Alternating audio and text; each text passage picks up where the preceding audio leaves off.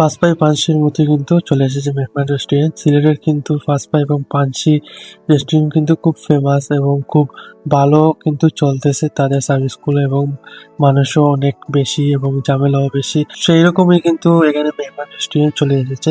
So মেহমান restaurant কিন্তু নতুন তৈরি হয়েছে। এখানে যে কোয়ালিটি, তারপর ডেকোরেশন কিন্তু জাস্ট অস্থির এবং অ্যামেজিং ছিল। সো আমরা ফেসবুকে দেখেছিলাম যে ডেকোরেশন অনেক ভালো লেগেছিল, তাই ভাবলাম যে সিলেট কাজে এসেছি যেহেতু একটু ট্রাই করে যাই কেমন ফুড কোয়ালিটি এবং মানে ডেকোরেশনটা। সো চলে এসেছি, আসার পর এখানে ফুড অর্ডার করি। সো এখানে কিন্তু ফুডগুলো দেখতে কিন্তু অনেক ভালোই লাগতেছিল। এখানে জুস কর্নার, তারপর হাড্ডি, অনেক কিছু রয়েছে, আপনি ট্রাই করতে পারেন। সো আমরা এখানে ফুড অর্ডার করি, অর্ডার করে ফুড খাই। খাওয়ার পর এখানে বসে গল্প করি, কারণ এখানে কিন্তু খুব নিরিবিলি এখানে ছিল। বাইরে ভালো লাগছিল নিরিবিলি, আর ভিতরে কিন্তু অনেক ঝামেলা, অর্থাৎ অনেক মানুষও ছিল 2 তলা পর্যন্ত।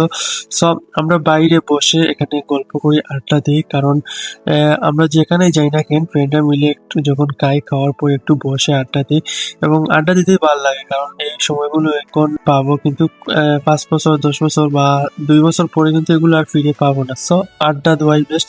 সব ভিডিওটি যদি এনজয় করে থাকেন তাহলে কমেন্ট করে আপনার মতামতটি জানাবেন, এবং নতুন হলে সাবস্ক্রাইব করুন। ধন্যবাদ।